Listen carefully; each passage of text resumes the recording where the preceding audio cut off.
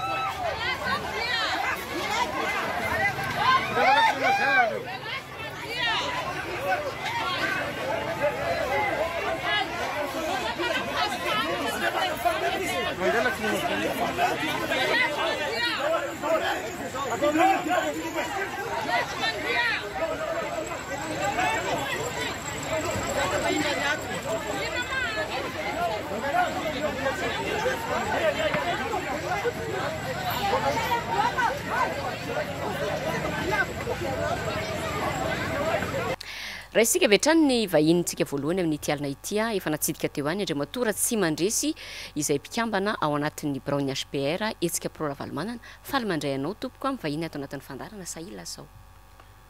faly miarabanareo rovavy aloha de faly koa miarabany mpiaino ny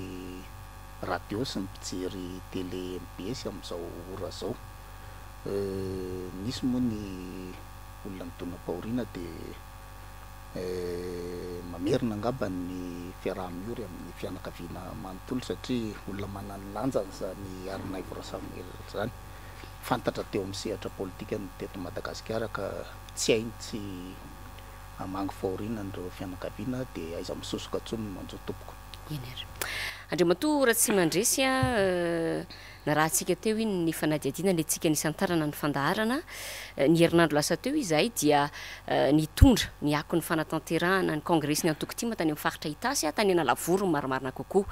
mitovy amin'izany ihany koa nefa ny iny zava-nisy tany amin'ny faritra Boeny iny andro vitsy taorian'izay satria de sakatsakana foana no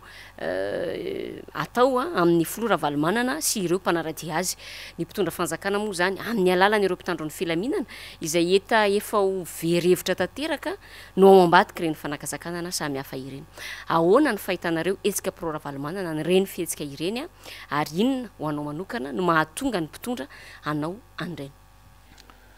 wa manokana Madame Clémence sy Madame Lili Rafarala tsy de tena zava-baovao loatra reny raha ohatra ny aina teto Madagasikara tsika tato anatin'izay efa taona tondrany filoha Andry Rajoelina izay tsy de zava-baovao reny wa kanefa na izany ara de hita mihitsy ny mampiseho fa hoe tena fanjakana demokratika marina ve ny fitondratsika zany de mirere an'izay hoe fanjakana demokratika no eto de reny zavatra miseho reny nefa de amiko fanohitra amin'ny demokrasia mihitsy reny zavatra reny satria voalohany amin'izany demokrasia zany de fahalalahana raha ohatra zany ka amin'ny fiainanao andavananandro fotsiny ara de tsy tokony misy olona mihitsy ho sakatsakanana aneo ny heviny maika moa fa zavatra ohatran'ireny tsika zao ato anatiny raha amin'izao fotoana iainantsika zao de efa mieritreritra an'izany fifidianana zany tsika nefa ny olona rehetrarehetra tsy mitovy n'izao ny olona nefa le fifidianana zany fifidianana inona no ataontsika eto fifidianana ho amin'ny mpitondra ihany ve sa fifidianana ho an'ny olona rehetra ka zavatra mampalahelo ny zavatra toy ireny na de hoe tsy vaovao ara ozy mampalahelo satria mampiariary ny tsy fetezana ataon'ny fitondrana amin'izao fotoana zao de manahy ihany zay ASPR de manahy mihitsy satria ifampitohy amin'ny zavatra fihetsika ohatran'ireny ny zavatra mety iseho amin'ny fanatanterahana zany fifidianana zany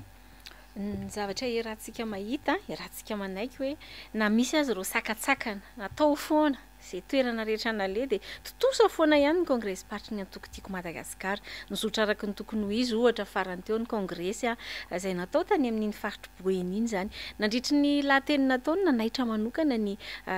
teny zay nolazain'ny filoha Marc Ravalomanana hoe tsy miemotra ny antokotiko Madagasikara sy ireo mpanaradia azy rehetra fa hanavotra firenena te antany aho anareo HPR nanetsika pro Ravalomanana hoe atraiza ny fahavononanareo manokana manoloana an'izany hoe andeha atao hoe teny filamatra nentin'ny filoha Ravalomanana zany hoe hanavotra firenena. Ho anay de mifahafantaranay an'izany filoha Ravalomanana zany hatramin'izay ary mbola mahatonga anay HPR zay tsy tim zay tsy atoko politika fa zay hetsiky ny olon-tsotra zay mankasitraka amin'ny fomba nitondran Ravalomanana ny tany sy ny fanjakana tamin'ny fotoana izy mbola teo ary zay tsara ny mampatsiahy kely fa izay HPR ny tena ambiponay amin'izao fotoana zao de te hanapirofo zay hoe tsy naongan'ny olona zany Ravalomanana tamin'ny 2009 fa coup d'état nisy tamin'izany fotoana zany ka ho anay zany de hery lehibe ho anay ny zavatra ohatran'ireny zay HPR na tsy tia mary de zay miainga avy amin'ny baiko omen'ny filoha Ravalomanana ny asa ataonay rehetrarehetra maika moa fa reny no fanapahan-kevitry ny filoha Ravalomanana de zay tena vonona mihitsy ary tonga zay de mampiseho mihitsy ho an'ny rehetrarehetra ho anareo vahoaka ho an'ny olona rehetrarehetra de ny HPR tena vonona hiaraka amin'ny président Ravalomanana hatramin'ny farany amin'ny tanjona zay tratrarinay. Tafiditra ao anatin'izay fierahana hatramin'ny farany araka ny teninao zay ve moa satria ambolana maro tokoa nareo zay no nanao an'ilay ezaka fanetanana ny olom-pirenena hisoratra anarana any anatin'ny lisy mpifidianana. Nisy fotoana efa nitatitra ihany ny ezaka izay nataonareo tato anatin'ny fandaharana ny filohanareo teo anivon'ny HPR fa ndeha ataontsika hoe amin'izao ambara fa efa fifarana ny fisoratana anarana izao raha ndeha ataontsika hoe atao bango tokana nanahoana ny fahitanareo ny fahavitrihan'ny olom-pirenena de nanahoana ihany koa ny fahitanareo ny fizotry ny fisoratana anarana amin'ny ankapobeny. Misaotra anao raha ny tena marina moa zany de efa mifarana tamin'ny 130 Mai ny fisoratana anarana zay le kady tany amin'ny voalohany zay fiovana taty aorianany 130 Mai moa zany de mbola irahantsika mahita hoe inona ny zavatra mety isy eo efa mifarana tamin'ny 130 Mai ka nietsika pro Ravalomanana vao nanomboka tamin'ny Desambra vao niteny mihitsy président Ravalomanana hoe tena andray anjara mavitrika tsika amin'ny fanetanana ny olona isoratra anarany ao anatin'ny lisitra mpifidy de tena efa nanomboka nanao ny asa fanetanana koa ny HPR ary nahita zavatra be zay teny amin'ny zavatra zay tetezana iny tena manantona isam-baravarana mihitsy zay tamin'izany fotoana zany de tsy de nahafa-po aloha satria teo ny fotoana fa nay zany ary de navita zavatra betsaka ihany zay satria navita fidinana ifotony 570 tany ny etsika pro Ravalomanana teto Antananarivo sy ny manodidina ka izahay zany de mbola anterinay ihany fa tsy vitatreo ny asa tsy vitatreo satria ny fifidianana zany misy dingana maromaro ka ho avy mbola mafimafy kokoa mbola vonona ny HPR hiditra amin'ny dingana manaraka. Te hijanona eo amin'izay resaka lisy fifidianana izay ihany Andriamantoa tsy mandresy hoe nresantsika teo hoe ny fanentanana nataon'ny CENI heninareo heninay henitsika rehetra hoe 130 Mai zany no fahafahana misoratra anarana natao anaty lisitra de tamin'izay fotoana izay efa nivoaka le hoe folo tapitrisa mahery eo ireo mpifidy voasoratra anarana zany gaga nefa ny rehetra zany fa de misy indray ny faneho-kevitra izay nataona tompona andraikitra teo anivon'ny CENI fa hoe mety misy ozy izy ireo karazana tranga tsy nahafahan'ny olom-pirenena sasany misoratra anarana ao anaty lisitra zany ohatra hoe marary vao nivoaka ny hôpitaly toy ny hoe tsy de toantoerana ohatra le olona sy ny sisa be de be ka noho izany de alavaina indray ho an'ireo zay tojo an'izany tranga zany feam-potoana fisoratana anarana anaty lisitra ohatran'ny mitsika ianao fa mino fa valy tena mahafinaritra nomenao arahantany hoe ahoana ny fahitanao manokana fahitanareo anivony etsika pro Ravalomanana an'izany zavatra mitranga zany. Ho anay manokana aloha de ny tanjona de ny atafiditra ny olona rehetrarehetra ao anatin'ny lisam-pifidianana zay aloha zany de zay ny tanjony zay fa ny zavatra somary mampime amin'reto mpitondra fanjakana reto de le fomba salegy le mandroso mihemitra ka amiko a tsy fantatro moa zany hoe ahoana indray ny mety endrika isehon'izay zavatra zay fa zay moa zany araky ny teniko teo hoe zahay tsy manana initiative manokana amin'ny ASPR hoe mivory ny ASPR de andray fanapahan-kevitra ohatr'izao fa zay miainga avy amin'ny consigne omeny président Ravalomanana miainga avy amin'ny consigne omeny président Ravalomanana ihany zany zay misy ny fomba ahafahana manatanteraka an'izay fanalavana zay ka mifanaraka tsara ao amin'ny lalàna eken'ny ny olona zay toananay a de voniny zay amin'ny angady sy ny ariny raha sanatria za aloha zany de somary gagagaga kely ihany am'izay satria hoe marary tany amin'ny hôpitaly narary foana ave nanomboka tamin'ny desambra mpatonga tamin'ny raiky amby telopolo mai mety misy zany a fa ahoana koa nefa le olona tonga taona le marary am ve ny raisina sa le olona tonga taona raha ny tena marina manko a de ny olona na daty rapitso zany raha betsaka ny feno 20 taona rapitso manana zo reny olona reny ka zay zany fijerinay de hoe rehefa misy zavatra ohatran'ireny de aoka mba ho matotra fa tsy sanatria hoe mandroso de miemitra de ovaovana foana ny zavatra miseho eto ary le fanovana tsy ohatrany tsy de manaraka loatra ny tena lozika fa ohatran'izay mafimafinaritra andrareo no anivany an'le izy ka de ho hitantsika eo zay a ngamba ny samy manaraka tsika hoe ahoana indray mety mipetraka zay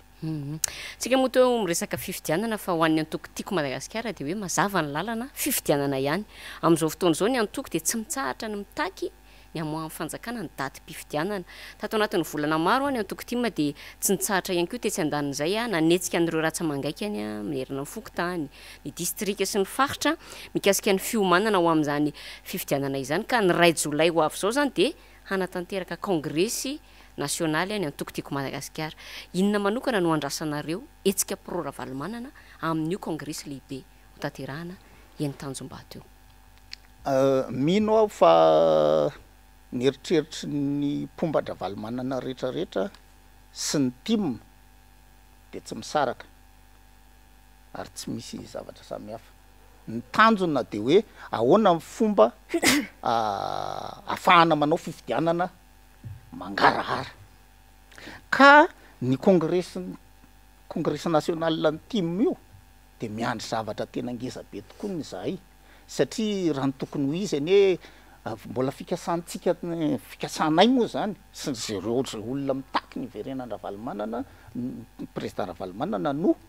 ahitana hoe ilatsaka izy na tsy ilatsaka fa amin'io congrès national io zany de tokony tena mazava am'izay ny resaka de ho hitantsika am'izay ny zavatra iseho fa miandry zavatra tena matotra zany zay a amin'ny alalan'io congrès national ny tim io miandry zavatra ianareo a aorian'ny congrès ny tim fa ny ASPR manokana ihany koa manahoana ny ataoko hoe fanetsehanareo ny ratsamangaiky ny tim mantsy resantsika teo tindray zany zao ratsamangaiky anareo ASPR zany a aiza ho aiza ny fanetsehana zay azo lazaina mantsy hoe efa vita iny aloha le dingana voalohany hoe nanentana ny olona ianareo a hiditra ao anatin'ny lisitra lisam-pifidianana fa inona indray zany zao ny dingana manaraka irosoanareo dingana manaraka de mbola ho mafimafy bebe kokoa ary ampitsahivana kely aminareo fotsiny fa ny ASPR de manana sampana 70 eran'ny Madagasikara aloha hatram'izao reo aloha zany misy mbola ezaka zay ny ampitombo an'ireo ka reo le sampana isaky ny reo sampana dimy amby roapolo azafady diso le teniko teo reo sampana dimy amby roapolo manerana ny Madagasikara reo a de samy maleo tena mihetsika ataony fa miainga daholo avy aty amin'ny fibe ny avy aty amin'ny président Ravalomanana ny zavatra ataon'ireo de efa reo zany efa miasa efa samy miasa fa ny dingana manaraka de fantatritsika fa ny pré-campagne aloha zany no tsy maintsy ho avy ato ka ao anatin'izay pré-campagne zay a eo am'izay vao tena ho mafimafy ny ady hevitra hoy izy a satria official am'izay ny hoe tia ny candidat de fampahafantarana an'le candidat aloha zany voalohany indrindra mahatonga anay miteny hoe mafimafy ny ady hevitra miandry anay a de araky le teniko tany am-boalohany hoe zahay ASPR de tiana pirofo fa tsy naongan'ny olona zany raha valomanana zany dikan'izany a ezak'izay andresy lahatra anazava hitondra argument hitondra tohan-kevitra zany hoe fa inona marina ny mbola ijoroanareo am'izany raha valomanana zany inona marina mbola so de fanatisme fotsiny mahatonga anareo anoana andra valomanana mafimafy ny ady hevitra am'izay a tsy mora ny ady hevitra fa vonona am'izany ny ASPR ny ASPR zany manamafy fa tsy sanga-kevitra ny toanana fa tsy tsanga-kevitra ny toanany ASPR miresaka fifidianana moa isika dia andeha resantsika ny vaovao malaza isan'ny vaovao malaza zao ny resaka famolavolana ny resaka charte de bonne conduite na ny fitsipitondran-tena mendrika hoarahana mialoha mandritra sy aorian'ny fifidianana isoroana zay mety ho disadisa ny FES moa zany no isan'ny andeha atao hoe angadina ananana sy vinahitana an'izany a izany moa de entina iantoana ny filaminana ihany koa mialoha mandritra ary aorian'ny fifidianana izay ohatra antsika amin'ny taona 2024 ity a hitana natrika ny fampahafantarana izany ny antoko mpanohitra na ny antoko eo amin'ny fitondrana ihany koa na de fa solotena ahoana ny fahitanareo ASPR manokana an'ity initiative iray ity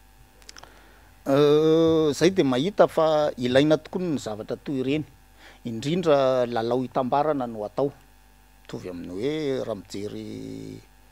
coupe du monde tsika zao a de misy ny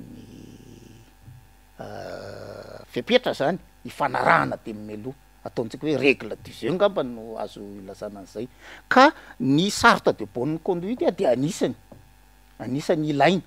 satria raha le teboka ao anatin'le charte de bonne conduite de amiko tsy misy tsisy maharatsy an'ireny rehefa tena mifanaraka ny rehetrarehetra fa ny ayahanay fotsiny de zao ny ayahanay ASPR sy mitombatra valomanana de hoe ahoana ny fomba hanatanterahana ny zavatra mifanarahana nireo rehetrarehetra zay nanasony tao ve tena vonona hanatanteraka marina le izy ary eo mijery satria le délégation nandeha nanasony tany a de matetika solotenany tamy fa tsy le lehibe ana parti politique akory de manahy ihany a aloha tonga de tsoroko hoe manahy ny amin'ireo fanjakana reo mihitsy ny tena iko satria raha ny tantara nisy teto hatram'izay na teo amin'ny fitondranan'ny président Andry Rajoelina zay de ohatran'ireo ny tsy te hanaja loatra n'izany lalàna zany hitatsika zany na ny lalam-panorena anarany hoe voadikadika inona zao ny zavatra niseho tam'izany ve voalohany taona iny mbola nahita an'izany ve tsika eran'izao tontolo zao hoe anao ny motion de censure ny député de ny président ny république miantso ny député pombazy ny BDS na tany amin'ny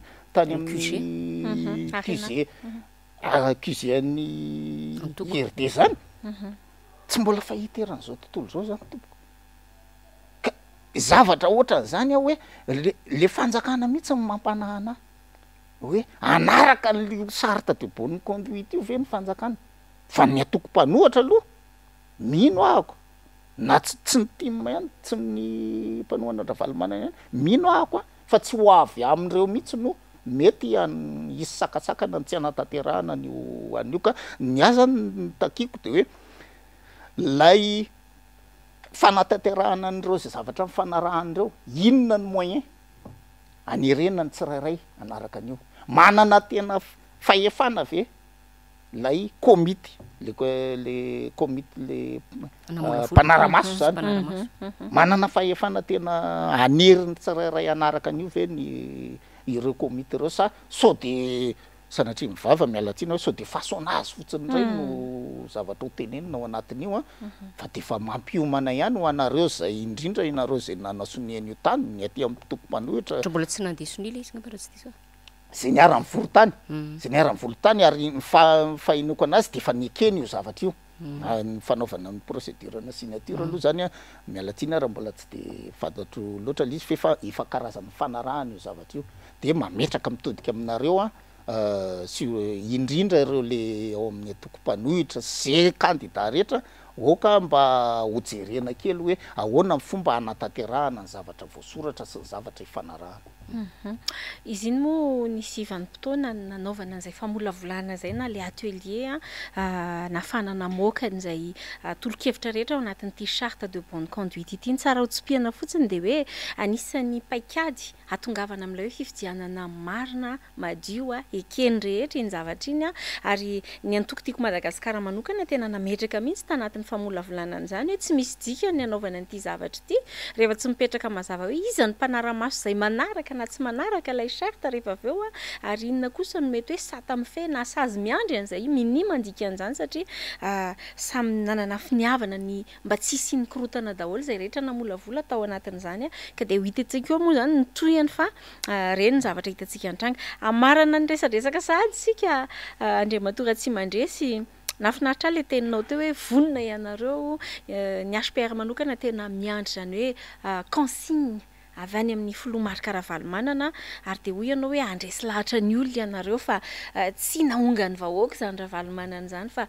coup d'état nisy teto Madagasikara dia ohatran'ny vao maika mafisika ihany ilay zavatra efa andresahanao hoe hitantsika tao anatin'ilay fanadihadihana antsika ny santarana ny fandarana teo ny arana hitantsika ary tena hoe pirofo mitohoka amin'ny tendy reny tsy azo amboamboariny reny ny atao hoe cinéma tsisy tombola reny tsisy artiste reny tsy misy fanambazana ninina fa dia tsotra be ny amezana azy hoe tena mamioditra mbola mamioditra amin'ny vahoaka malagasy izany filoha Marc Ravalomanana izany 4 taona aty aoriana ary io tsy hoe Antananarivo ihany na afovoan-tany fa izay toerana nale rehetrarehetra na anivon-tany na any amin'ny faritra dia tena hoe miandrandra mafy ny fiverenan'izany Marc Ravalomanana izany eo amin'ny fitantanana ny firenena ny rehetra zany. Inona ho anareo anivon'ny HPR izay tena ataoko hoe manana foto-kevitra mafonjany amin'ny fanohanana ny filoha Marc Ravalomanana, inona ny antony mahatonga ireny fientanam-po be ataon'ny vahoaka ireny isaky ny mandalo amin'ny toerana sy faritra anankiray ny filoha Marc Ravalomanana? Fahitako azy manokana dia tsy mihatsara velatsia raha isotra hoe misaotra amin'ny fitondram-panjakana ihany aloha nanao an'io adalàna rehetrarehetra nataony io satria ny zavatra hitantsika sy tsapantsika atao anatin'izay fitondrana zay asongadiko manokana amin'ny fitondran'ny président Andry Rajoelina nanomboka tamin'ny 2019 nakaty miamahantra ve ny olona sa miamanan-karina ary le hoe miamahantra sy manan-karina ohatran'ny sarotra be mamaly azy fa aleo jerentsika hoe toerana misy an'izany Madagasikara zany taiza tamin'ny nandraisan'ny président Andry Rajoelina ny fitondrana taiza zany Madagasikara zany tsika raha hoe ampisambolan'ny Comore nefa Comore ny zao lasa lohantsika amin'ny filaharana eran'izao tontolo zao hoe be dia be reo firenena zay niotra atsika zany taorinan'izay nitondrany président Andry Rajoelina zay ka amiko zany reny zany vao maika koa manasongadina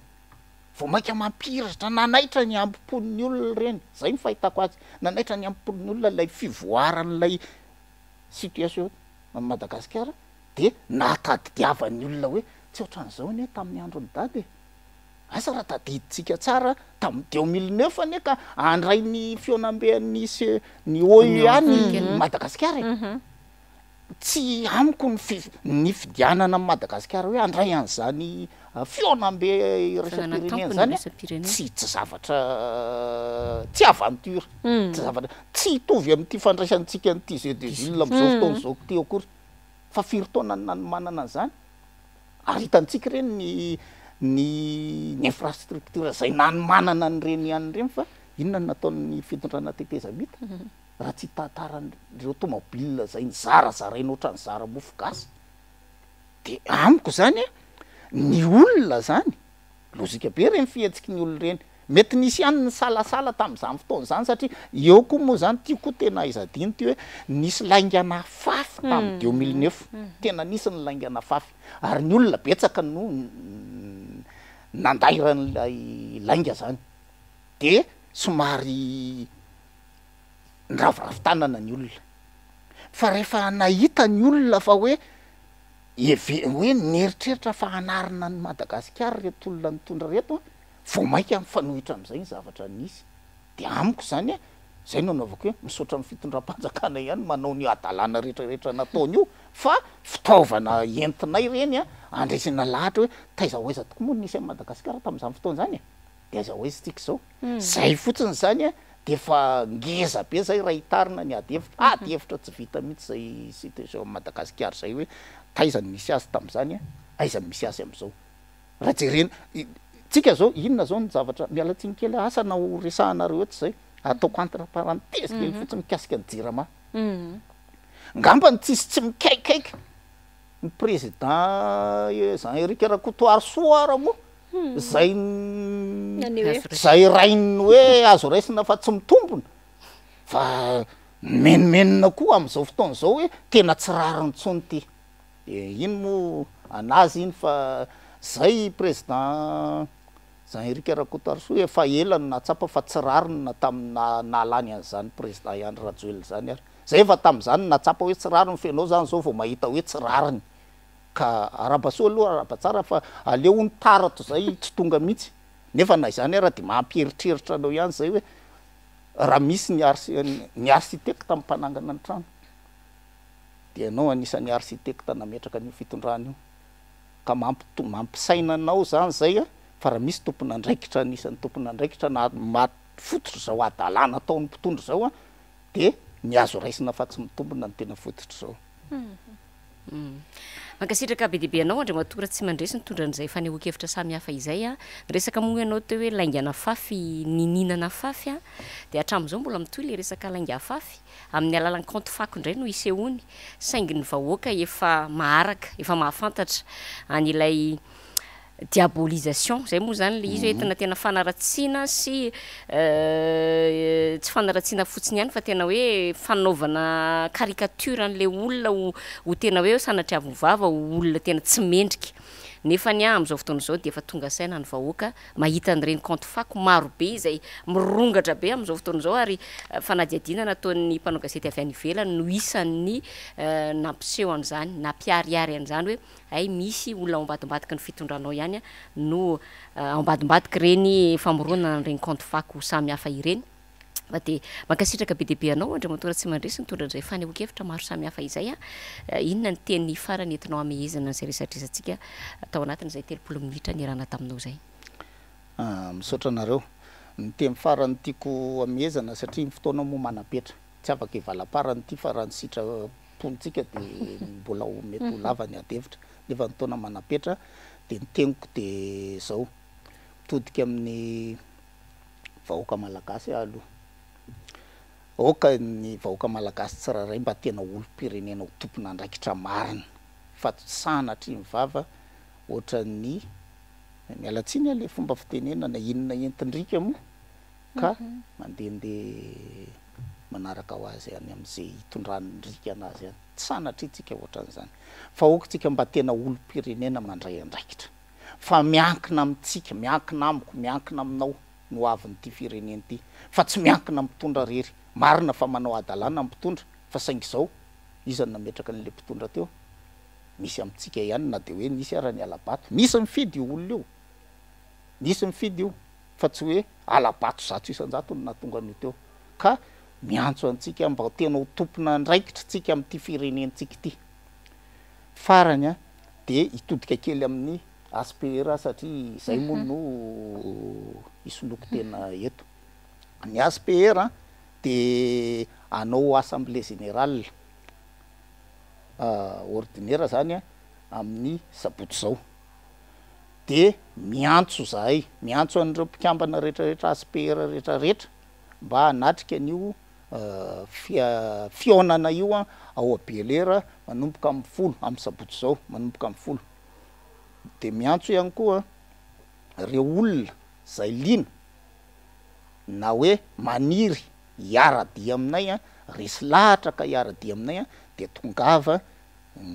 ao amin'io fotoana io a mitondra sary tapaka anankiroa de miaraka amin'ny fotokopiana karapanondro de maheresitsika ary mitaona antsika mba tsy ravoravo tanana amin'ny zavatra rehetra mitranga fa mbola mafy ny zavatra miandry atsika ka de ny teniko farany a de misaotra anareo misaotra ny madame Clémence sy madame Lily zaho koa misaotra ny MBS koa nanokana fotoana nandraisana an'izay nahafahana mba naneho hevitra fa indrindra de makasitraka anareo niaino hatramin'ny farany fa mbola betsaka ny ady hevitra mety atao misaotra tompoko lahy makasitraka tompoko vavy ankasitrahana feno ianao nanaiky ny vahiny tato anaty fandaharana fa mialohan'ny andraisantsika ny vahiny manaraka de veriko fa tsy ho azo tsinganina Clémence Rarinirina fa andeha ho resantsika kely ny zavatra manjoa ny namana Nambina Rairimampianina moa zay rahantsika malala hoe voasambotra teny Analakely nandritry ny hetsika zay notarian'ny Ramatoa Doris Rakoto Samuel vadiny malama zany. Nambina moa de teo foana izay de tianay mirava avy tsipihana tsara nanohany izy nanotrona indrindra ho anay mpanolo-tsaina de nanotrona anay teo foana izy tamindreny fitoriana sy fanenjehana amin'ny CCS zay niatra taminay mpanolo-tsaina ireny. Nanohana ny malama ihany koa izy teny amin'ny tribunaly tamin'ny resaka raharaha Pambele ireny ary de iny hitatsika mbola nanotrona indray Andramatoa Doris Rakoto Samuel vadiny malama iny izy ny farany teo. Taorian'ny samborana azy sy nametrahana azy garde à vue 27 ora moa zany de niakatra fampanoavana andro malasa teo ny tenany Clémence Rarinirina nanaitra ihany satria de fampidirana amponja vonjy maika ny fanapahan-kevitra ndraisin'ny fitsarana taorian'izany fiakarany izany. Tetsy andaniny anefa zany somary nanaitra ny maro ny Doris Rakoto Samuel zay nitarika ny hetsika de ny alatsinainy vao nosamborina napekarina fampanoavana avy hatrany ary de napetraka eo ambanin'ny fanaraha-mason'ny fitsarana na sous contrôle judiciaire betsaka moa ny fanehoan-kevitry ny olona rehetrarehetra tao anatin'izay Clémence Rarinirina. Ya tsindritsika tsara etona moa na manalilira faralahy fa na ny fisamborana io na ny fanasazina ny fanatanterahana hetsika andalambe izay atao ampilaminana tahaka ireny tranga ireny ary natao anehoana hevitra dia tsy ankasitrahantsika satria na izao ara dia efa victime an'izany tranga izany ary melohanay ihany koa satria taony mpanohatra sy izay tsy mitovy hevitra amin'ny fitondrana foana ihany no hitan'ny mpitandron'ny filaminana sy ny fitsarana fa ny olom-boafidy na ny olona akaiky ny fitondrana manao hetsika andalambe tahaka ireny dia jerena fotsiny ihany. Saingy ny zavatra tena tiana tsindrina de le hoe misy an'ilay mizana tsindrinila miaririary loatra toy ny vaiakandrina eo amin'ny hoe ny mpitarika ny hetsika sy ny mpanotrona dia zavatra mampalahelo sy mahamenatra ihany ka de matoky ny fahendren'ny fitsarana isika manoloana ity tranga ity zay efa nanaovana Nambina Rairimampianina moa fanamariana sy fanoherana na opposition raha teo eny anivon'ny fitsarana zany ity tranga izay mahazo azy ity. Enganeka farafaratsiny mba tena hoe andeha amin'io daty ny 12 Jona io zany ty raha-piatsarana ty na manalira faralahy satria fahitatsika foana ihany koa matetika le hoe ahemitra de mihemitra lava ny fitsarana de sanatra vovava ve dia ialava ny fepotona hitasonana ny Nambina Rairimampianina any Amponja de zay moa zany no anaovantsika an'izay fanamariana zay na manalily. Tsara tsipina ihany moa fa nampalahelo ny zavatra nitranga omaly satria isika telo mianadahy mpanolo-tsainy tanàna de nieritreritra andeha hamangy niaraka izay telo dahy mangy any Nambina omaly fa ny zava-nisy de tsy navelan'ny mpiasa teo anivon'ny fandrarana ny fonja zany zay rehefa nanontaniana de nilaza fa nahazo baiko mifandraika amin'izany ka de na izay telo mianadahy na ny vadiny Nambina Rairimampianina de samy nivery maina nody omaly maraina tao anatin'izay fikasana andeha hitsidika sy iray fota amin'ny namana Nambina Rairimampianina izay Clémence Rarinirina. Ya. Zay moa zany ny fanamariana tianay miravavy nentina ho antsika rehetra mpanaraka ny fandaharana amin'ity alina ity entsika ihany koa nisy etona ihany kely nampidirantsika ny vahiny faharoa resika vetrany ary zay vahintsika faharoa zay efa natsidikitsika tery ampiandohan'ny fandaharana ihany de tsisa fandriamatoa Eli Arabe vahiny filolefitry ny fikambanana Masikoro sady secrétaire général ny otrikafo faly mandray anao indray mivahiny ato anaty fandaharana Sahilaso. Ya, faly miaraba nareo miravavy ary manararoatra ihany koa amin'ny fiarabana amin'ny fetinireny na de fa dila ary ny fotoana fa zao vao ny fanena manarak'izay ihany koa dia miaraba ny archidiocèse-ny Antananarivo satria nahazo ny archevêque vaovao ny archidiocèse Antananarivo dia manararoatra miaraba ny mpino katolika rehetrarehetra. Amin'ny mahafiloha-lefitry ny fikamanana masokoranao moa zany no ndeha miatrahana eny fanontaniana voalohany Andriamatoa Elaram-pivahiny vahoaka maro tompony tany manodidina amin'ny Bamangoky eo amin'ny distrika Morombe no tonga nitaraina tany aminareo fa hoe misy maka ankolaka zay ngamba ny azo ilazana azy tsotsotra ny tanin'izy ireo inona marina ny zava-mitranga ny toerana. Ya isan'ny resabe tokoa izy io amin'ny faritra Atsimo andrefana satria ho an'izay malala ny faritra Atsimo andrefana dia mahafantatra tsara ny atao hoe périmètre ny Bamangoky izay manomboka eo amin'ny voatonona ny distrika ny Morombe moa zany misy commune telo farafaratsiny dia ny commune Ngarazy ny commune Mbaikily eo ihany koa ny commune ny Tanandava station. Misy olana ao amin'izao fotoana izao satria misy ilay canal vaovao natao izay aton'ny zareo hoe P2 moa zany le P1 efa teo moa zany taloha tsisy olana iny.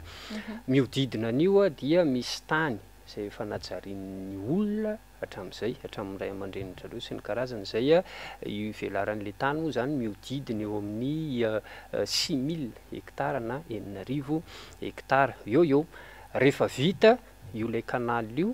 dia misy le projet moa zany tsy ratsy amin'ny hoe ministera ny fambolena sy ny fiompiana anitarana le tany ho voleny io verina hoe tsisy maratsy an'izay fa ny olana kosa dia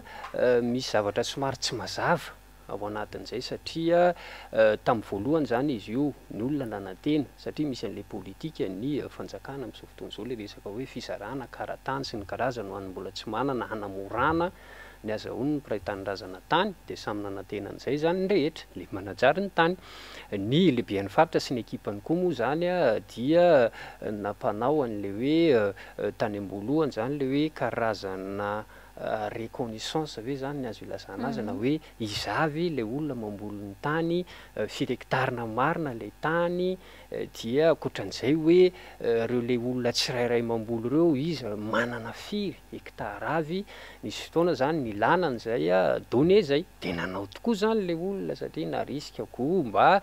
everina kosa hoe mba ho ara-dalàna amin'izay zany ny fanananao an'le tany kay rehefa avy eo niova le izy satria nisy fanazavana zany efa amin'ny lehibean'ny faritra sy ny ekipany amin'ny terme juridique moa mialatsiny amin'le teny vahiny misy le atao hoe valeur vénale dia zay zany noentin' zareo nampahafantarina ny zay tsy ny any ambanivohitra ve alala se valeur vénale any moa tsy fantan'izay fa nanontaniana zany hoe inona moa zany dia atao hoe valeur vénale. Fanazavan'zareo zany dia ny hoe le olona tsy manana tany ahoana ny isitrahany tany zay zany le fanazavana dia ny hoe rehefa nilosy any le fanazavana natao ny kajikajy rehetrarehetra kay zany dia ny hoe ny 70 isan-jato ny taninao esorina aminao fa ny 30 isan-jato sisa janona aminao atao inona le 70 isan-jato dia hoe homena an'izay mbola tsy manana dia eo zany miteraka adihevitra sy disadisa amin'izay le izy ozy hoe le homena ny mbola tsy manana iny moa ny maratsy an'izany fa tsy maintsy tany efa nampiasain'ny olona ve zay zany ilay izy rehefa avy eo ezakazahako ny voatra le izy nanohatra an'izay ny olona tsy nanaiky hoe tany efa ampiasainay kosa ve efa nampiasain'ny razanay dia eo alainareo dia tsy alainainga io fa menany tsy manana zay foana zany no verina eo toerin'ny olona ary le valeur vénale. Rehefa avy eo amin'izay le valeur vénale mba nanao ny fomba rehetrarehetra zany ny olona noerana an'le izy dia nisy solotena niakatra taty ministera foibe taty Antananarivo tamin'ny ministera ny fanajariana ny tany moa zany rehefa tonga taty tafeona tokoa zany tamin'ny ministra dia nisy baiko nomeny ministra zany tsy fantatsika moa inona fa mba nanantena zany le olona eo ravana le valeur vénale satria zay le fitakiana. Fotoana vitsy taorianan'izay taorianany dian'le olona eo le solotena zany taty Antananarivo nidina tany Mbaikily tokoa lehibean'ny faritra Atsimo andrefana dia nanao kabary namory olona ny lazan'le manomboka izao satria miteraka disadisa le valeur vénale dia rava iny tehaka zany ny olona hoe rava le valeur vénale samy faly ny rehetrarehetra fa rehefa avy eo misy fa le izy dinona indray le fa le valeur vénale ny rava fa misy indray le atao hoe fitsimbinana zay zany ny kabary ny Andriamatoa lehibean'ny faritra petraka indray zany fanontaniana hoe finona indray ary ty atao hoe fitsimbinana dia nazava ny valiteny tamin'izay efa rava aloha le valeur vénale dia mifaly tsika fa janony any zany misy moa zany ny tsy nanaiky any a nandeha ny fotoana dia nikarika an'le hoe inona ty le fitsimbinana nandeha nakany amin'ny faritra indray zany hoe tany amin'ny borony faritra tsy mandrefana zany a dia le fanazavana dia ny hoe le fitsimbinana zany lefa avy eo a kay rehefa nijerena na dia adina le izy lefa l'heure vénale ihany ny fitsimbinana natao ny fizarana ny tany rehefa avy eo nipetraka ihany le 300 isan-jato amin'ny tompony 70 isan-jato lasa n'olo-kafa feheziko zany le izy hoe ay ty 70 isan-jato lasa n'olo-kafa ty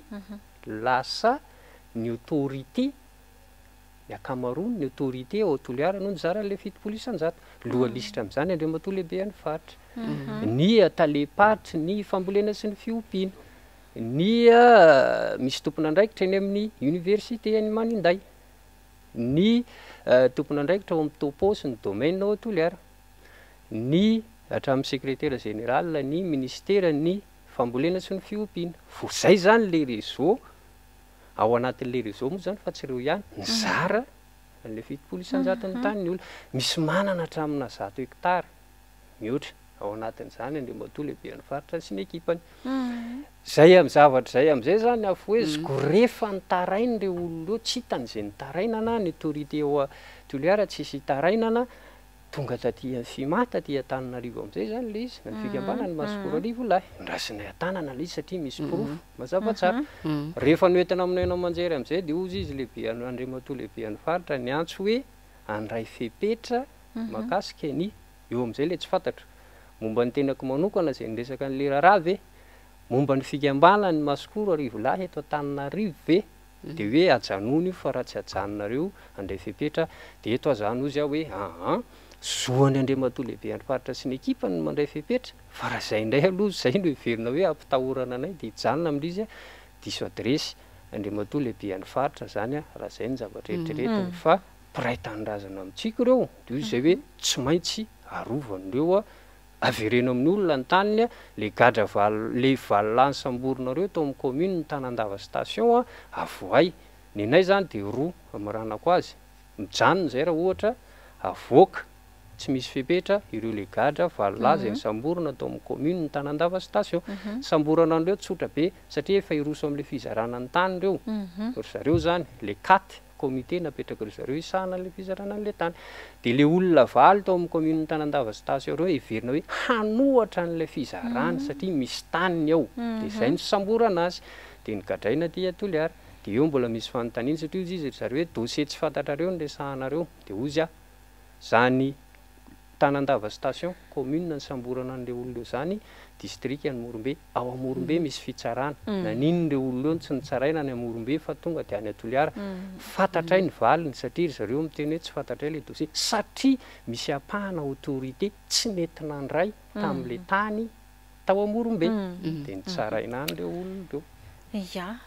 lava dia lava lava fa saingy tsy azontsika ialana satria betsaka ny tsy maharaka an'izay historique izay mazava be tao anatin'ny fanazava-kevitra moa zany nentinao Andriamatoa Elairabe vahiny hoe mazava be hoe nakany amin'iza soan'iza ro tany rehetrarehetra izay nalaina tamin'ny olona fa mandinika an'ilay fanazavana dia ohatrany hoe lasa saina ihany hoe nanomboka ovinina exactement moa zany tena nanomboka ty olona ty ary raha ny fahazoko an'ilay resaka anie zany dia karazany nofotahana ireo mponin'ireo satria nyresaka sika teo an'ilay valeur vénale avy eo nivadika an'ilay fitsimbinana tsika mahita hoe nandeha nakaiza sy nakaiza izy ankehitriny koa nefa dia raha malala ny hoe tsy fahafampo sy fahatezerany lehibe ny faritra ny antoerana zany ary dia nanao an'izay karazana atao hoe tsy fahafaliana taminao zay andray fepetra sy ny sisa tiako raha anomezanao valy teny ireo karazana fanontaniana vitsivitsy napetrako ireo ozy aloha hoe le voalohany le andray fepetra aloha ozy averiko ihany hoe diso adresy Andriamatoa lehibe any faritra ary mieritreritra hoe ampitahotra anay dia hijanona zay amin'le izy zay aloha zany voalohany faharoa tsy voandroany tokoa zany io resaka io fefa antonana io satria projet ampanjakana ange nanao an'le canal P2 nisy fotoana izy io na tamin'ny fitondrana teo aloha raha Jonary Mampianana ary dia fa nisy resaka be le resaka hoe fidiran'ny arabo tao Bamangoko sy ny karazany efa resaka be zany le izy hatramin'izay dia io zany nyto ihany fa ty moa zany tsy le resaka arabo fa lo hoe le fanaovana an'ilay canal vaovao zany hoe tsy vao tamin'ity ilay fitondram-panjakana nisy ty nge io projet io zany fa ry zareo moa zany ny eo dia ry zareo no mamarana azy dia efa olana efa antonany izy io fa le izy moa hitanao ny olona any ambanivohitra ny olona any afatra vitsy ny mahasamy toroka zavatra misy zany fa mimenomenonao foana le olona izahay ohatra tamin'le resaka basy toliara farafaratsiny zay intelo tam'ty taona ty a midina tany amin'ny faritra tsy mandrefana satria ao anatin'le fanoherana mikoa moa zany isaky ny miditra any zay de midina any zay fitarainan'ny olona foana izy io de na izany koa sary zany tsy maintsy mijery any zay hoe aiza koa sary zany porofo ahafahana milaza fa hoe tafiditra ao anatiny le autorité ao tsy mandrefana ny resahako teo vory am'izay zany ny porofo teto am-pelatananay de mijoro kosa zany zay mitsangana amin'izy zany zavatra resahako zany tena resahako mihitsy misy porofo mazava tsara zany ary tamin'ireo le tompony andraikitra ny resahako teo reo misy fantatra mihitsy le tompony andraikitry ny topo sy domaine ao Toliara io mpandray ny volan'ireo olona ny ambanivohitra reo mampanantena hoe tsy okitiana ny tany na averina amin'ny tany misy vola raisiny zareo mihitsy satria mako zany zareo manao ny hoe dossier veriko ihany hoe dossier tsy fantatray ny resahanay indrindrindrindra ny tenako manokana de ozy aho hoe raha mbola ilaina ary hoe ohatrinona niraisina tamin'ny rakoto ohatrinona niraisina tamin'iza afaka resahany zany zavatra zany alohan'ny akarana teto zao dia zareo moa tonga hatramin'izay koa teanao attaque personnel hoe na izary tsy mahafantatra n'le toerana tany leviko fe tsy ho fantatra misy fianakaviako ao misy voalohan'ny akatra teto zao ao Angarazy zany ny dadavenay ny asa tao Bamangoky ao Angarazy zany ny tany fianakavianay tafiditra ao misy ketra anaty hectare tonga de alainy zareo tsotro zao fotsiny hitondrana force de l'ordre le olona ampitahorina ohatran'izany zany lay olona ka anankiray zany fa misy koa ao anatin'ireo dossier ireo olona manana 4.0 hectare teo aloha 4.5 hectare sisa ny averina aminy olona manana 4 hectare 1 hectare mahery sisa ny averina aminy misy tsy miverina mihitsy ao anatin'le izy de rehefa manontany le hoe fanakaiza le taninay ay zany misy tany tsy hitako tsy fantatra hoe tsy hitanakaiza iza no nibata azy zay zany no manahirana ao anatin'le resaka kosa hoe mba mila jeren'ny fanjakana ny zavatra sahala am'izany raha tsy ao anatin'le réseau koa moa zany zareo zay le izy fa matoa miazoazo io zany ozy hoe zavatra efa aty atapiny aty mihitsy io resaka io fa zay indray aloha de tsy emotra raha tsy ozy hoe miala mivoaka reo le gadra valolahy zay niaro ny tanindreo faharoa mijanona zay raha averinareo amin'ny olona ny taniny fa raha hoe fampitahorana ny hijanonanay tsy averinao foana andrimatoa le raha-pivahiny le hoe zay tsy hijanona zay tsy emotra ino moa zany le zavatra ataonareo le hoe tsy hijanonanareo zay hoe akoatran'le resaka filazana zava-misy amin'ny anao manjery tahaka zao le tsy hijanona inavo ny zavatra eritreretinareo atao anatin'ilay ezaka ao ataonareo entina anampiana anareo vahoaka marobe any amin'ny faritra tsy mandrefanireo ya ny anankiray aloha zany de ohatran'izao atao zao satria ny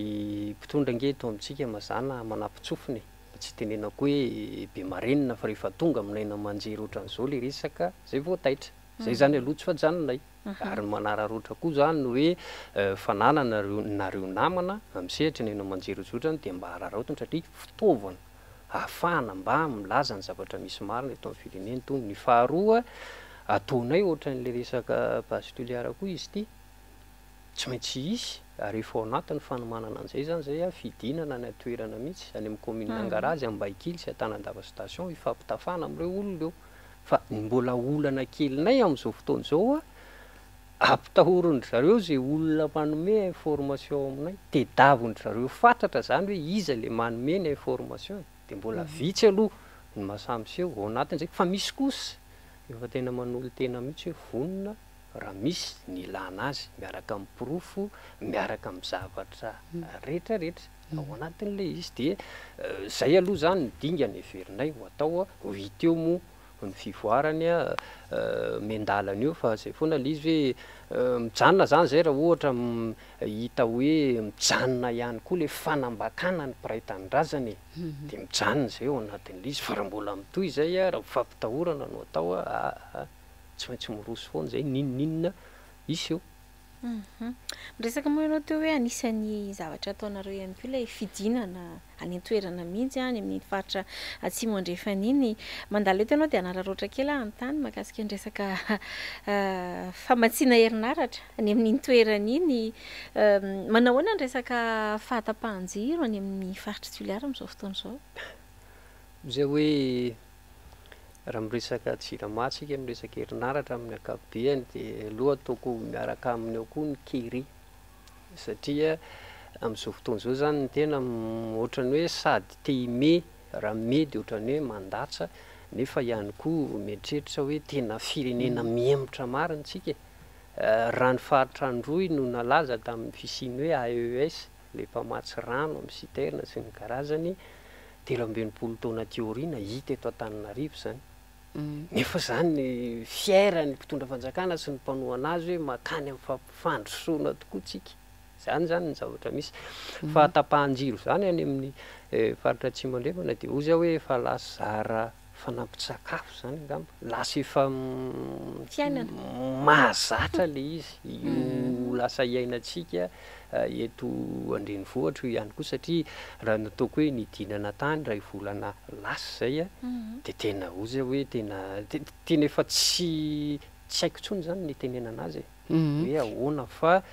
le izy moa tia fiteninay foana dia miteny miresaka ny olany jirama tafiditra any zany tsika dia ozy hoe lizangeny tanjona dia izao hoe atao zay aleo atsika amin'ilay orinasa jirama. Zay ny tena tanjona satria inona ny antony io ne averiko foana ny orinasa jirama nge tafiditra ao anatin'ilay tamin'ny deuxième république le hoe programme d'ajustement structurel na PAS tafiditra ao anatin'ny orinasa izy tokony isy tany fanjakana io. Ny Air Madagasikara vita voafarany teo tamin'ity fitondrany ity fa lasa ngeny Air Madagasikara jirama mbola io mitsipozipozy io. Tindry zareo amidy ho privatisena le orinasa jirama dia atao zao zavatra rehetrarehetra zao. Rehefa leo tsika mianakavy dia tsika ihany ny teny hoe amidio any io fa zay zany le tanjonareo nefa ozy zay hoe zava-dozy zany raha ny sehatry ny angovo koa no mbola hiala eo ampelatany ny fanjakana zany. Koa zay hoe tena mila mailo tsika rehetrarehetra amin'ny lafiny fa misy vahaolana ane io fa tsy rosondry zareo le izy satria izay ny tanjona hoe ahoana ny ampaleo antsika dia tsika ihany ny taky hoe amidio izy hoe tsy tokony rosoana ny zavatra ohatran'izany fa mamono ny firenena. Resaka ny olan'ny herinaratra moa tsika teo ny mpitondra fanjakana miteny foana hoe kely sisa miaritra kely ohatrany eto Antananarivo tamin'ny taondasa dia hoe kely sisa hatramin'ny farantaona io erahantsika mahita io nefa ny zavatra misy mikasika an'ity resaka herinaratra ity ianao manokana ve zany mieritreritra hoe tenanao teo misy vahaolana ihany matetika nefa ny olana ihany koa resaka herinaratra resaka solika plutôt resaka famatsiana solika ny fanjakana etsy an-daniny manome subvention na fanampiana foana ho an'ny jirama. Inona zany mahatonga ny fanjakana io tsy mahita le vahaolana maharitra ao anatin'ilay izy nefa ny etsy an-daniny efa mena isan'ny tena anomezan'ny fitondram-panjakana fanampiana be io resaka fampandehanana jirama io. Azadino aloha namana Clémence fa raha miresaka ny mpitondra ankehitriny tsika ny filohandra Rajoelina zany dia nisy ilay resaka be hoe mitodina ny 180 millions de dollars ny vola nanaovany fampelezan-kevitra nalany azy io avaizy zany zavatra zany mety ozy tsika hoe inona ny ifandraisany zany fa misy ifandraisany avokoa zany. Ny faharoa dia izao reto ilay fournisseur ny jirama rehetrarehetra na le compagnie atsolika anakefatra na ny amin'ny lafiny herinaratra hoe ny énergie ny Tozigreen ny Fraise amin'ny alalan'ny groupe Enelec sy ny karazan'ireo ozy hoe le izy ange na tiana na tsy tiana misy contrat ifamatorany mpitondra fanjakana amin'ireo miresaka tsika hoe menaka mavesatra ny olana tapaka indray ny famatsiana menaka mavesatra tsy voalohany volan'ny fournisseur sy ny karazany dia gaga ihany zay hoe tsika anie manana n'ilay tsy mororo fa maninona le izy no tsy ampiasaina satria ve manelingelina ny tombotsoan'le compagnie atsolika anakefatra ireo satria ve mety miena tsy hoe mety fa tsy maintsy miena ny fanarahany fanjakana amin'ny Fraise amin'ny alalan'ny fampanofana groupe sy ny karazan'ireo mialatsiny fa aloha tena atao mahitsy sahala amin'izay le izy any ny fototry ny olana le tsy mororo nefa io tsy mororo io anie tsy resaka menaka mavesatra fotsiny fa misy koa le atao hoe procédé catalytique eo an'izay tsy mahalala azy karazana raffinage kely zany izy io tsy zavatra molo hoe ngeza be manahoana zay tsy andaniana afa-tsy ny eo amin'ny 15-20 millions de dollars io zay zany ahafahana mamadika an'le menaka mavesatra ho lasa gazole essence kérosène de izy hoe fihinana indray ariny de diavintsika fa maninona zany ny tsy ampiasaina hiteny indray ve tsika hoe tsy manam-bola amin'izany tsika tsy manana ny teknôlôjia tsy vita io zay hoe resaka finiavana politika io e fa afaka atao zany rehetrarehetra zany lay tsy mororo zany tsy hoe resaka amany olona ny jirama fotsiny fa na ny essence na ny gazole eto amintsika na ny kérosène vaovany olana ary efa nisy kajy niaraka natao tamin'ny teknisianina ny jirama tamin'ny namana miodidina ny mahafantatra tsara ny menaka mavesatra tsy mororo azo atao tompoko ny manena ny prix eny amin'ny pompe ny gazole sy ny essence sy ny karazan'io hatrany amin'ny 500 isan-jato amin'io vidiny amin'izao io raha irosotsika io menaka mavesatra tsy mororo io fa ny olana de zao efa misy orinasana karana vitsivitsy mampiasa ny afaritry vakinankaratra ny raha tsika mahafantatra fa maninona azy le orinasa jirama kosa ny tsy andraisana fanapahan-kevitra mba hiaina an'le vahoaka malagasy ampiasana an'le izy de eo zany no mahatonga anay mametraka hoe satria le izy bahana ny jovena bahana ny galana bahana n'le compagnie atsolika anakefatra reto bahana ny akamaroany le fournisseur ny orinasa jirama reto le kolokolo koa moa mandeha be satria misy réseau eo anatin'io amotika an'le orinasa jirama tsy afahantsika mitady vahony tsy afahantsika mampiasa n'ilay tsy mororo e zay ny resaka e ny akoatran'izay resabe ny akoatran'izay fa any no vahaolana amin'io orinasa jirama io fa saingy zao moa mety tsy azahoan'ny sasan'ny tombony zay fa ny voaka malagasy rehetrarehetra afaka misitraka n'ilay vokatry tsy mororo ny mission ny mpitondra fanjakana moa tsy fantatra hoe analatsika amin'ny fahantrana ve ampandrosin'ny firenena tokoa ve sa vao mainka andetika atsika andavaka zay indray aloha no tsy fantatra vozy hoe raha tena ho atao io misy vahaolana io mihotrika afo ary mahalala an'izany ve mainka fa ny mpitondra fanjakana e tsy any io fa zay le izy zay no manahirany eto amintsika ka mila jerena zany lafiny zany e mila jerena le izy Andriamatoely Arabe vahiny ankoatra ny sekretera jeneraly ny antoko otrika afo anao dia pitarika araka ny resahana teo amin'ny fikambanana masikoro ihany koa moa ianao manahoana kosa indray mikasika efa nresantsika kely teo le resaka base tetikasa base tuliara satria misy mivoy indray zany izy io amin'izao fotoana izao ny amin'ny hoe ilaina hitondra fampandrosoana ho an'ny tuliara tokoa sy ny sisa ve tsy fantatro arak'izay resaka ely hatreto ianareo mitazona ny hevitrareo mikasika azy ity ve sa manahoana ary te anontany ihany koa fantatrareo ve hoe iza moa zany ny tena mivoy mafy an'ity resaka base tuliara ty iza ny mety ao ambadiky le izy ny tenako moa zany de verifany hoe filoha-lefitry ny fikambanan'ny masikoro ary manararoatra kely koa milaza na vitan'ny congrès ny otrikafo ny 3-4 volana aprily teo zay zany nanapahana fa ny tenako nanakina ny namana hitarika ny otrikafo indray zany manomboka teo fa namariana kely fotsiny zay makasika n'ilay base tuliara mitohy tokoa izy io satria manao ny fomba rehetrarehetra ny mpitondra fanjakana ozy fa tsy ny orinasa base tuliara ihany satria matory eo mitabataba matory eo mampiasa vola matory ny ONE miditra antsehatra ny mpitondra fanjakana mihitsy ny ao ambadika izy io zany de niainga indray tamin'le resaka hoe tsy manam-bola ny mpitondra fanjakana hoe ikarakarana ny fifidianana de nandeha zany resaka hoe mandrabiraby vola ny orinasa base tuliara omena ny mpitondra fanjakana nampiana azy amin'le resaka fifidianana raha ohatra sokafana ilay orinasa ny aingatany zany ilay resaka ny faharoa de hoe tazominay ny hevitray amin'ny mahafiloha-lefitry ny amin'ny mahafikambanan'ny masikoronay satria tsotra ny fampanantenana de hoe anala ny faritra atsimo amin'ny kere io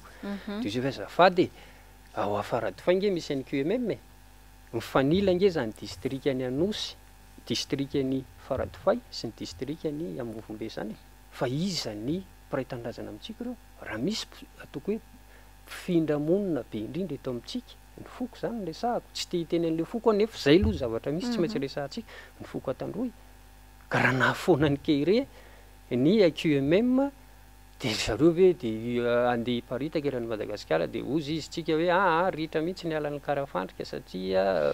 noho ny fisindrareo fa fanapahan'ny ala famboleny katsaka ny ao amin'ny renivohitry ny faritra atsimo andrefana ny ao Toliara ny tandroy nge ny akamaroan'ny mpitarika cyclopose sy ny karazan'ireny mampalahelo le izy de ozy hoe raha nahafoana ny kere io tsy tokony isy zay manarak'izay de ho zay hoe zareo moa zany mampanantena hoe 4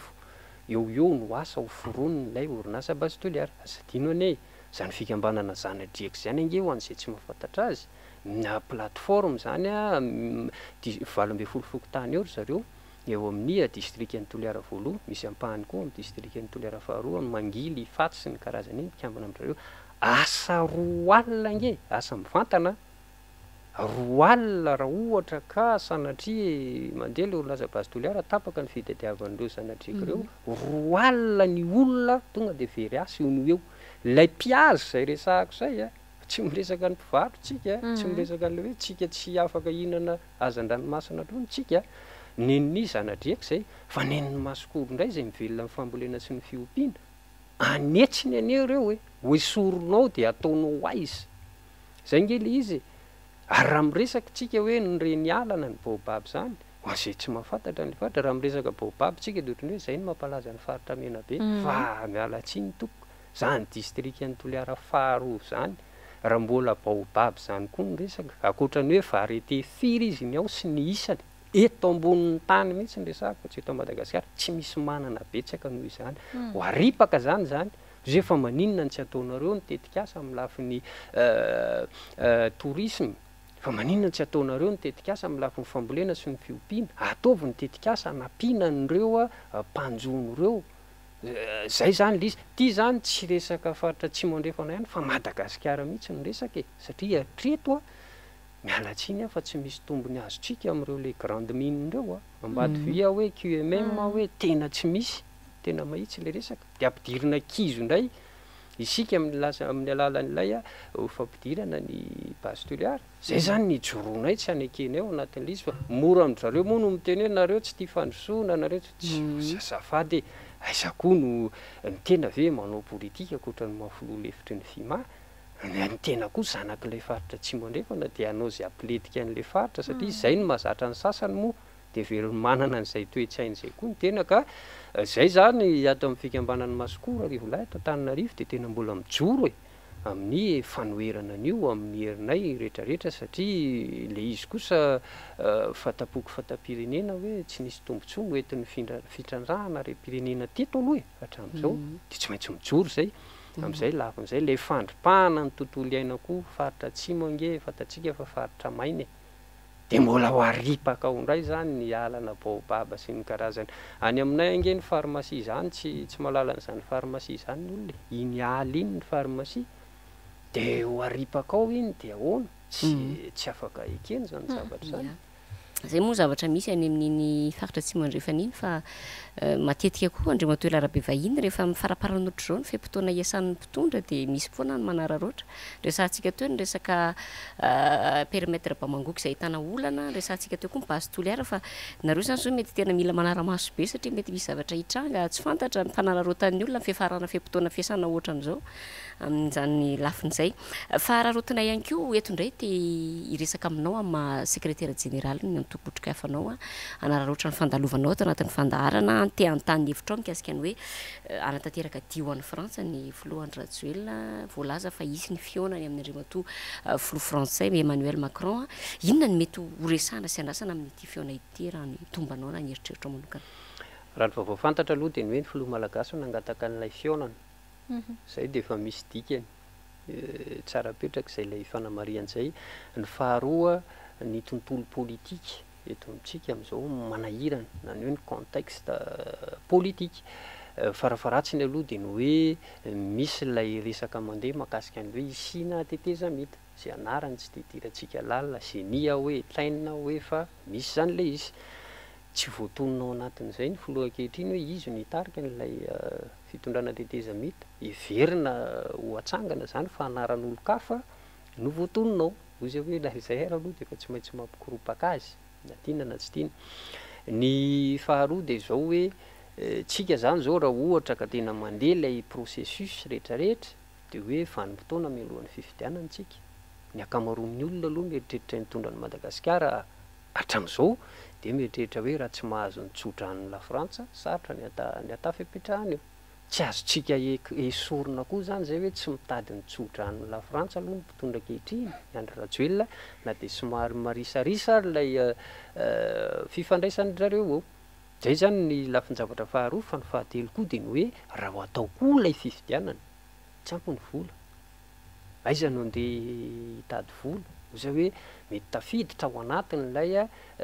zavatra mety angatahany ny foloan-kehitriny lay fanampinana fifampiresahana amin'ny la frantsa avokoa zany zavatra zany fa amin'ny farany zany rehefa jerenao le izy de ny hoe tena mbola voafatotra tsika tena mbola voafatotra tsika satria ninninona ho atao zany na eritreritranao tetezamita na eritreritranao fifampiresahana na eritreritranao fifidianana de tsy maintsy mbola miazakazaka mekoaka any amin'ny frantsay foana zany de izy hoe mandrapaoviana no andeha ny akentsika an'izany 13 taona tiorina n'lay faleovatena sarin-dokotra mialatsiny fa zay ny tena malaza azy de hoe etanitsika nangana saina nefa ny filohantsika ary mandeha miazakazaka ny Frantsa aiza lay fiandrianan'ny firenena ao anatin'izay zavatra zay ozy hoe tena mila mieritreritsika hoe atao ahoany ty Madagasikara tika manontany ianao namana Clémence hoe inona no mety tombatombana amin'ilay dian'ny filohany reo zavatra anankitelo reo aloha no everiko hoe zavatra mitotafiditra ao anatin'ilay fifampiresahana rafezona zany de ny hoe mitady vonjy ny filohan-kehitriny na mbola mandadilady la Frantsa mba ahafahany la Frantsa manohana azy am'izay mety zavatra rehetrarehetra iseho eto amin'ny firenena. Kasitrana feno ianao Andriamatoa Ela-Rabevahinana na koa vahininay tamin'ity alina ity na izany aza tsy angarana ianao fa atao toy ny vahiny rehetra raha misy zay mety amtinanao zay rehetra voalaza na mety misy afatra manokana tianao ampitaina de omena 2 minitra. Ya ety am-pamaranana zany de tsotra le izy hoe misy aferiketo hoe mitodika manokana zany amin'ny Andriamatoa le mpiandry faritra tsy mandrefana docteur Italia sy ny ekipany am'le hoe mieritreritra andray fepetra amin'ny tena zay tsy fantatra moa zany hoe io ny fepetra io fa adika fotsiny hoe mieritreritra ny toro ve zany satria zay moa zany lazainy any amin'ny mpikambana ray amin'ny fimaha ato Antananarivo zay natsony any telefona zy izy moa tsy miantso tsy de olana loatra koa zay oza hoe le izy tsy fampitahorana ohatran'izany akory nandamin-javatra fa tsotra fotsiny averiko hoe raha ohatra fa anareo ny olan'olo averinareo ny taniny fa avoditrareo reo le valolaza ikadrainareo nefa niaro ny tanindreo mijanona zay fa ny akoatran'izay ozy hoe ady ilaina ny nareo raha ohatra zay le izy fa tsy aty mihitsy zany le hoe ampioroorona de hijanona zay manarak'izay marana anazy de ozy hoe mandalokio-ndalana ny firenetsika tena miantso ny rehetrarehetra zany tena mba andray an-tanany no avin'le firenena fa raha izao itsika nitsarotany amin'ity firenetsika ity tena ozy aho hoe sanatria iroso amina crise vaovao indray tsika satria na iresaka tsika fifidianana fantatra nefa anao zay tiany atao ny mpitondram-panjakana tsy hitondra filaminana zay raha iresaka koa tsika tetezamita ozy hoe raha tetezamita tsy hanovininina fa mbola hiara-hinana indray tsika rehetrarehetra ozy hoe tsisy zany fa raha ohatra indray hoe tetezamita ka ahafahana mandamina mamany olan'ny firenena ozy hoe azo dikevitra zay ny farany dia makaheriny eo amin'ny FFKM am'le manao hoe isy fampiatsoana ny erivelona rehetrarehetra mba isina fifampiresahana satria ozy hoe zava-dehibe zay zavatra hoe satria mila n'izay fifampiresahana ny firenetsika makasitraka anareo mirahavavy tamin'ny fanasana makasitraka ihany koa ny mpanaraka ny fandarana ny tokantrano Angatrany ianao Andriamatoa Ela-Rabevahininy ny vahiny indray teto anatin'ny fandarana saila zao tamin'ity alina ity ampatsiahivina trano fa ianao de secrétaire général ny Otrikafo no sady filoha-lefitry ny fikambanana Masikoro makasitraka ny faly teo amin'ny lafiny teknika makasitraka tsika rehetra ihany koa tsy nisaraka taminay hatramin'ny fiafaran'ny fandarana ny laharana afahanareo mifandray aminay moa de efa io hita misoratra eo ambany ny fahita lavitra io de aza misalasala miantso anay mitondra ny olana miaraka miprofy ihany koa araka le famafisinaisina manalelira farala foana faranteo zao fampatsiahivana fotsiny isan'le Ramse raim-pianakaviana nitondra ny olana mikasika ny SMGD de ny zavatra antateriny androany de hoe lasa nitongavan'ny tompon'andraikitra izy lasa misy hatramin'ny fanadiadiana momba ny permis ny aiza hoanahoana ny etra ny manahoana mombamomba ny trano sy ny sisa ataoko angamba fa tsy zany loatra ny tokony ahatongavana rehefa miakatra amina fandarana ohatran'izao fa mahaton'ny olona miakatra mifandarana otrao dia misy zavatra tsy zaka misy zavatra tia nampahafantarina ny tompona andraikitra dia ngamba tsy mety loatra ny fanaovana antso-zay tahaka izany namana lilira faralahy meko anao ihany koa ny teny amaranana tanteraka ny fandarana